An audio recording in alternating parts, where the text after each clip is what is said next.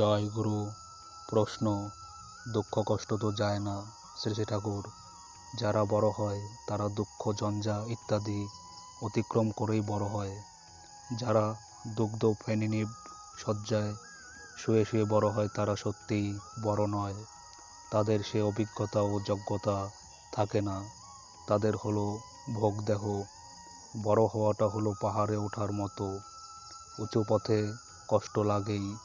যারা বড় তারা লোকপালি হয়। মেরি ম্যাগডিলিনি আম্রপালি কত হীন অবস্থায় থেকে কোন উচ্চস্তরে উঠে গেল। শ্রীমতী দাসীর কথা শুনেছ তো? অজাত শত্রু তাকে মেরে ফেলল, তবু সে স্তূপে দীপ দেওয়া ছাড়েনি বা অন্যকে এই কাজে আমন্ত্রণ করতেও নিরস্ত হয়নি। ওর ভিতর দিয়েই হয়।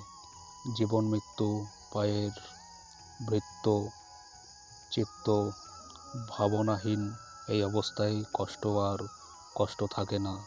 সব ক্লেশই সুখ হয়ে ফুটে ওঠে, কারণ তা প্রিয়তমের জন্য।